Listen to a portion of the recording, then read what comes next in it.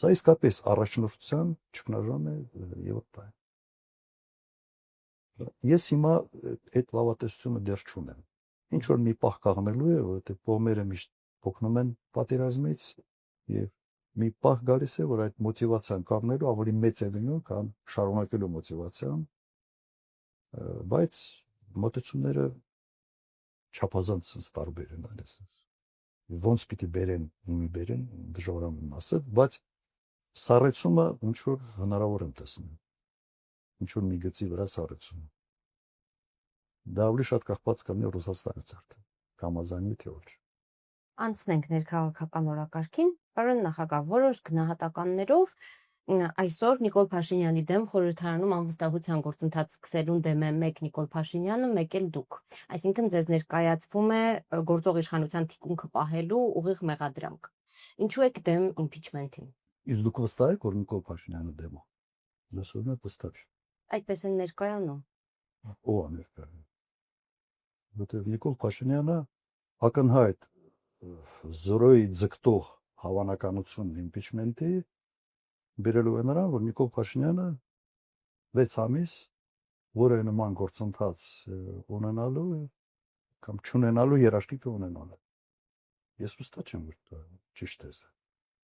Ոչի քարոզիչներ կան, որ մտել են այս խնդրի մեջ, իմ տպավորությամբ լավ չպատկերացնում, որ թե ինչ են անում։ Գործընթացին ձեր ընդհանուր գնահատականը արդեն տեխնացումներ կան, այնուամենայնիվ ինչ որ բան ընթանում է։ Ձեր քաղաքական թիմը խորհրդարանում ամենամեծ ընդդիմադիր Ես չեմ լսել մեկ մարդու կարծիք, որ դա իրատեսական սցենար։ Նույնիսկ նախաձեռնողները ասում են, հա ինչ է եղել, փորձենք չլինի։ Անկամ տեխնացում։ Անկա, հա, 10 օր առաջ ուրիշ կարծիք։ Մի տեխնացում 10 օր առաջ ասում էր դա իրատեսական չէ։ Հիմա ես ավելի պրագմատիկ մարդ։ Եվ մտնել մի process-ի մեջ, որը զրոյին ձգտող հաջողության հավանականություն ունի, ինձ համար դա իսկապես հետաքրքիր չի։ Ես կարող եմ ասել, թե ում է դա հետաքրքիր։ Օրինակ, կարող մարդ կա, ում համար օրինակ 48 ժամ լիներ վարչապետի տեխնացու, դա կյանքի երազանք։ Ոքի կյանքի երազանքն է, պատկերացնում եք հանկարծ անհայտ, ոչ մեկ տեղը չգիտի, ու դու քննարկումների կենտրոնում ես հայտնում, հարցազրույցներ ես տալիս, ես տաղավարներ են հրավիրում, on-line քո հետ միանում են, դու կարծիք ես ասում, դու դառնում ես ինչ որ մի այդ պայի համար մի կենտրոնական դեմք։ Եթե մարդու համար այդ 48 ժամը ուշադրության կենտրոնում լինելը կրկնեմ կյանքի երազանք է, բայց դա չի նշանակում, որ մենք պետք է բան անենք, ֆոն դառնանք կամ դեկորացիա դառնանք այդ երազանքը իրականացնելու համար ինչ որ մարդկանց։ Այդ դրա համար։ Իդեպ բառներ չի օգտագործում, խոսք գնում է վստահության քույի մասին։ Ասում են փողոց պիտի հավաքեն բոլորն են, չէ՞ դա ասում։ Փողոցի ճնշման ճանապարհով հարցը լուծը։ Եթե դու այնպեսի փողոց ես հավաքել եւ ճնշումդ այնպեսի ուժգին է, որ կարող է 20 հոգի sense հրաժարվել, մենը հրաժարական եք պահանջում։ Անորն է քրեարկուզը։ Վարչապետը հրաժարական է տալիս, հարցը լուծում ես, իսկ դրա համար պետք է նախահեղափոխական իրավիճակ փոխություն։ Այս փողոցի կոնտրոլը իշխանությունը պետք է կոչվի։ Իսկ նշանակում է հրաժարական կամ հեղափոխություն։ Այն սիրուն անուններով, ինչ որ համանadrության վրա հղումներ կատարելով բանման, դու անդուրջ է դա։ Դրա համար մենք չի պատմում այդ պատմության մեջ, հիմա պրակտիկան հայտարարություն է արել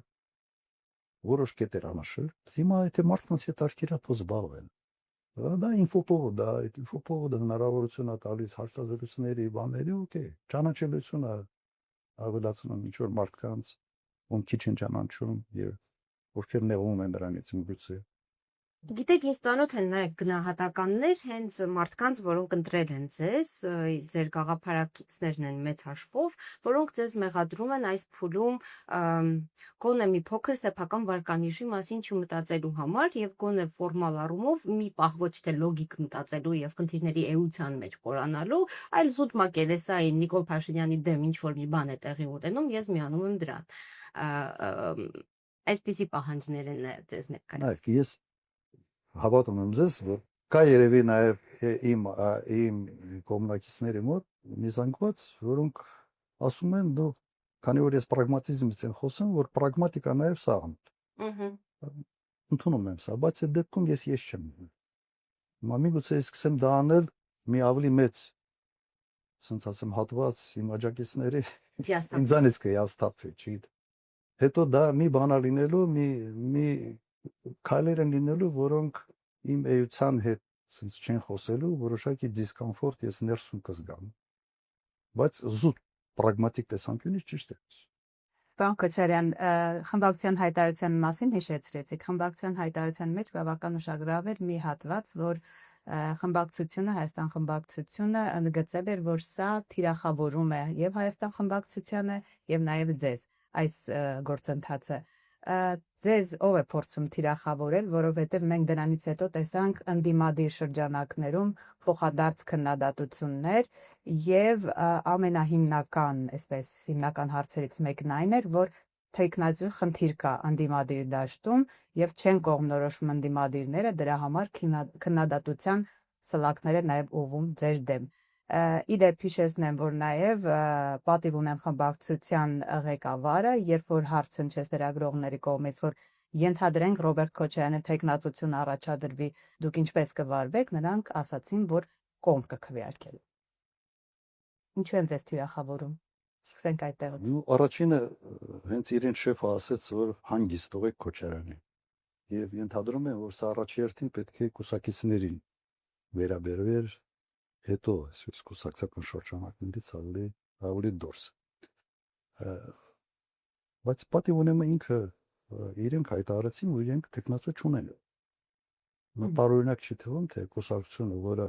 երկար տարիներ եղել է իշխող կուսակցություն, տեխնացություն չունի։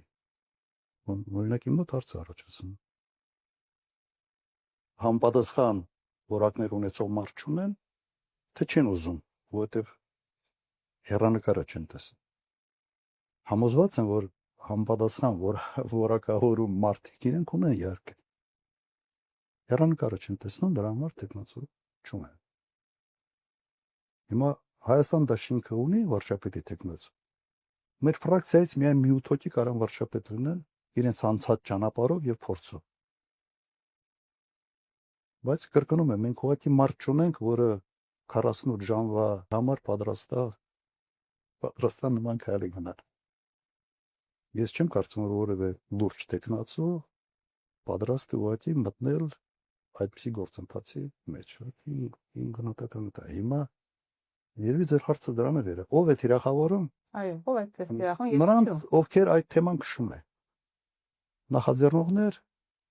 եւ կոնկրետ աջակցողներ։ Ես տվյալ դեպքում ենթացեք սա ձեր հանրապետական կուսակցությունն է, ես ենթադրում եմ։ Դե փոխադարձ վիրավորակն այդ երկու խմբակցություններից էր։ Հիմա իրենք ընտրել են այս մարտավարությունը, թող շարունակեն։ Ինչ վերաբերում է ինձ թիրախավորելուն, ես թիրախավորվելու իմունիտետը արդեն ունեմ, գիտեք, քանի տարի։ Շատ երկար տարիների փորձ ունեմ։ Բայց սա մի առավելություն է տալիս։ Դու չես խոսում, քո մասին սա խոսում։ Ես 2 տարի չեմ խոսացել, իմ մասից խոսում եմ։ Գիտի, դա քաղաքականության մեջ տված չի։ Մարդկա որ ինքը չի խոսում 2 ամիս, իրեն մոռանում է։ Տվյալ դեպքում սա